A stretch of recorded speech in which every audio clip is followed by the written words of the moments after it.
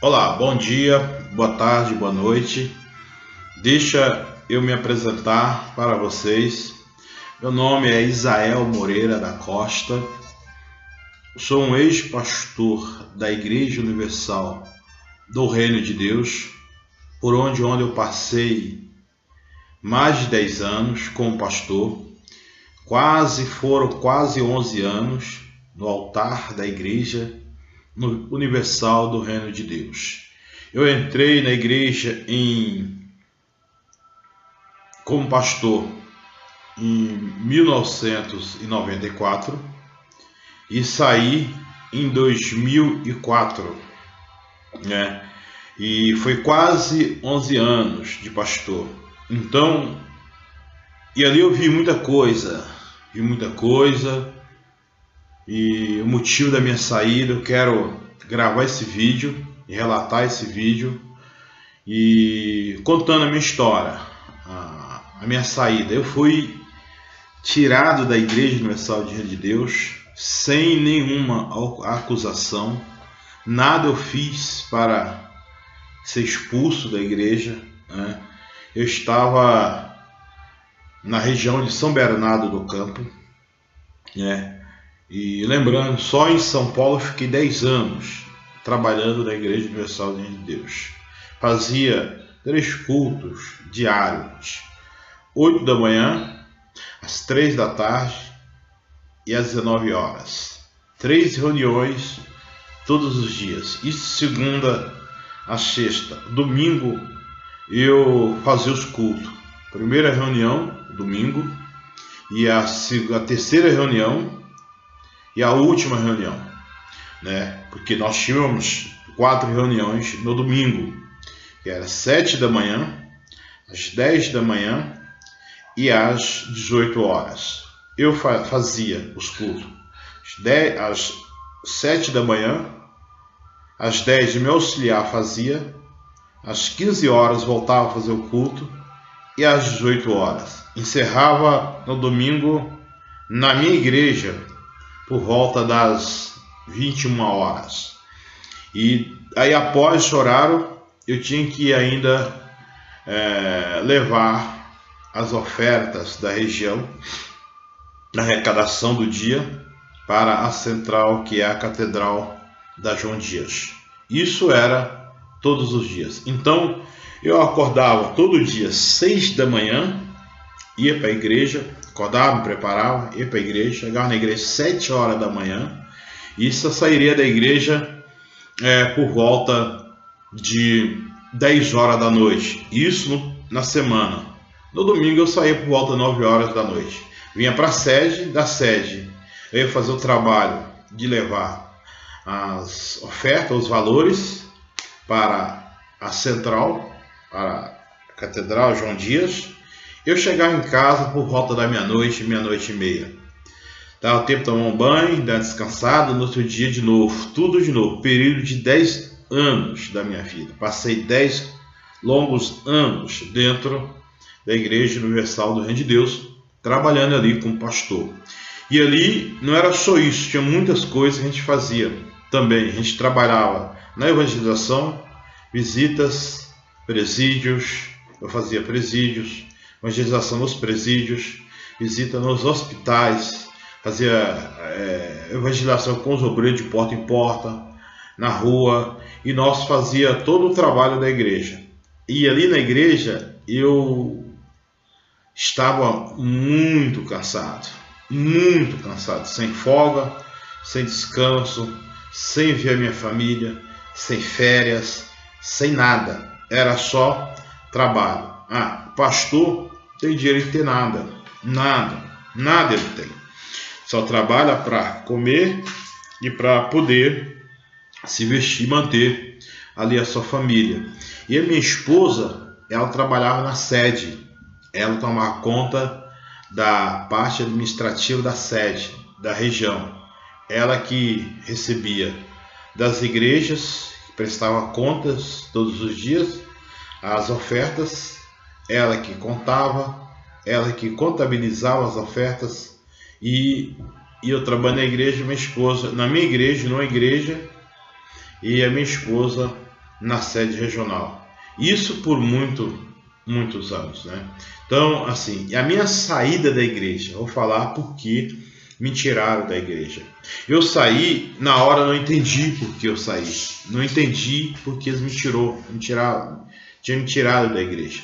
Mas passasse o tempo analisando e observando, voltando lá atrás, tudo que aconteceu, eu entendi por que eles me tiraram da igreja. Eu saí por causa de uma fogueira santa de Israel, que foi feita no mês de julho, em 2004, no mês de julho. Nessa fogueira santa eu estava numa determinada igreja, e nessa igreja eu tinha ali um obreiro meu, que esse obreiro funcionário da Record.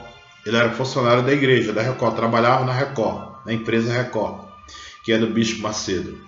E vieram uma ordem do Bispo Romualdo, dita pelo nosso regional, um recado, que quem tivesse nos obreiros que fosse funcionários da Record ou da uma empresa relacionada à igreja, era obrigado a fazer a fogueira santa.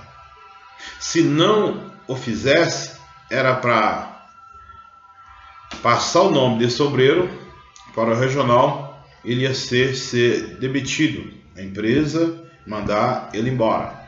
E um mês antes da fogueira santa, esse obreiro ele me procurou na igreja, falou a situação dele, falou: pastor, eu não posso participar, não vejo em condição participar da fogueira santa, porque eu estou com muita dívida para pagar, estou reformando a minha casa e meu salário está todo comprometido, eu estou muito preocupado. E ele, já sabendo dessa ameaça que já estava rodando entre eles, eu disse para ele: fica tranquilo, você não vai fazer nada que você não queira, eu não vou te obrigar a fazer nada. Se você não tem como participar, fazer a fogueira santa, não faça ela. Ele foi orientado. E então o regional nos chamou e ele disse o seguinte: que o pastor que não passasse o recado para o obreiro, ou seja, não levasse o obreiro a fazer a fogueira santa, esse pastor também seria tirado da obra, tirado da igreja. E o tempo foi passando, começamos a fogueira santa. No último dia, na última semana, que aproximava ao domingo da colheita da fogueira santa, numa sexta-feira, o regional ele marcou uma reunião com todos os obreiros, os evangelistas e os jovens na sede regional. E ali ele reuniu todo mundo e ele chamou na frente aqueles que não estavam participando da fogueira santa, que não tinha ainda pego os seus envelopes, tentando dar a última cartada para todo mundo participar. E esse meu obreiro, ele foi na frente do altar, ele não estava participando, ele foi na frente. E o regional já conhecia ele, sabia que ele era funcionário da Record. Então viu ele na frente e perguntou para ele: e você, ô rapaz, você não está participando da fogueira santa? Ele disse assim: não, pastor. E eu conversei com o meu pastor, ele expus para ele a minha situação e ele entendeu, compreendeu e ele já me orientou. Tá bom. E então, a partir daí, tivemos o dia da colheita, o domingo, no decorrer da semana. O regional depois foi lembrar disso, que ele me falou assim: a primeira oportunidade que eu tiver de tirar da obra, eu vou tirar você da obra. Eu não entendi por quê, não sabia por quê, também não quis perguntar por quê. Só disse para ele: sim, senhor, como é costume de todos os pastores, dizer sim, senhor, não, senhor. E também me deu atenção àquilo, fui embora. E aí passou-se um mês, exatamente um mês. Houve desceu uma situação criada por ele na região, envolvendo outros pastores. Então esse regional ele mandou reuniu os pastores e levou esse pastor até o Romualdo. E eu não sabia de nada. Eu estava indo para a igreja num dia de manhã. Ele me liga, pastor Nextel, radinho, pastor Nextel. Falou assim: Israel, é para você ir lá na João Dias. Vai ser apresentado alguns pastores lá para o bispo Romualdo. E eu quero que você vai também. Eu falei: mas por quê? Disse alguma coisa?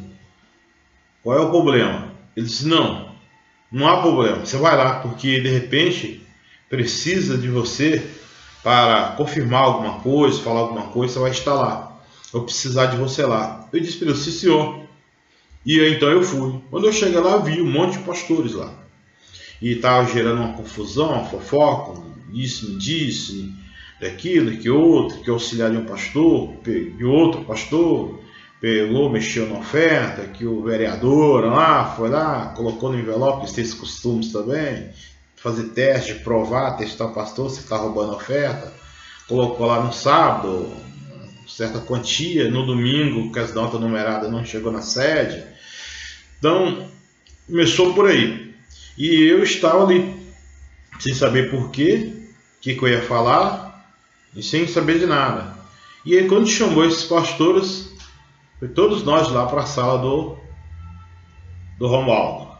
Então, e ali, no meio de alguns regionais, e ele falou o problema de cada um para o Romualdo, e o Romualdo, então, foi mandando embora. Aí só sobrou eu.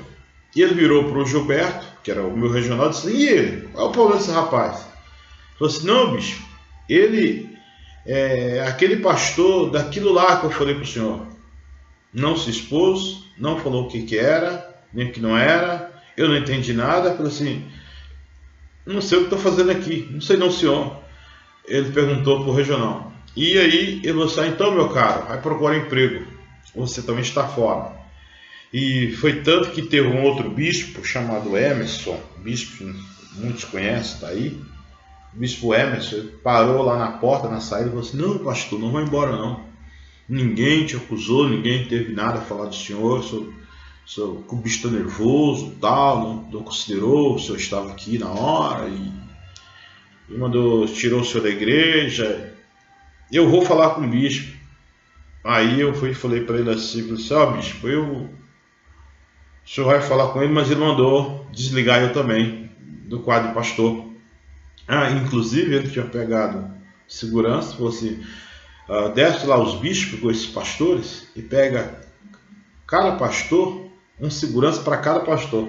A partir de agora, ele vai para a igreja dele com a escolta, pegar as coisas dele que está na igreja dele, vigiar ele o que ele está pegando na igreja, vai pegar na igreja só o que é dele está lá, os pertence dele, e vai com ele até a casa dele, onde ele mora, todos os pastores que é casado, casa dele, pega as coisas dele, ajuda ele a tirar as coisas dele, que é roupa, só roupa, está dentro da casa, e toma a chave do imóvel. Então ali foi um desespero. Eu não sabia para onde ia, o que fazer, sem dinheiro, endividado, engana-se. O pastor acha que ele ganha 4 mil, 5 mil, 10 mil, 8 mil por mês. Na Igreja Universal, como pastor, isso não é dinheiro, porque ele gasta muito. O investimento dele é muito, ele investe muito. Há um investimento muito maior. Ele gasta com gráfica, gasta com trabalho de evangelização, gasta com gasolina, gasta com a reforma da igreja. Essas igrejas pequenas, era tudo nós que fazíamos, com nossa ajuda, pelo menos eu, fazia com a minha ajuda de custo. Não sobrava nada, mal para comer. E então eu estava endividado, tinha passado alguns cheques, devia posto de gasolina, que eu fazia o trabalho de transportes, de testemunhos, de gráficos, de fazer o trabalho de ir para as catedrais, que era mandado ir. Então eu tinha um gasto grande de gasolina mensal. Tanto quando eu saí, meu nome ficou sujo. Fiquei 2 anos com o nome sujo. 2 anos com o nome sujo. Mas eu vou falar mais sobre isso sobre tudo que aconteceu logo em breve para todos. Tá bom? Me aguardem. Forte abraço. Que Deus abençoe a vida de todos.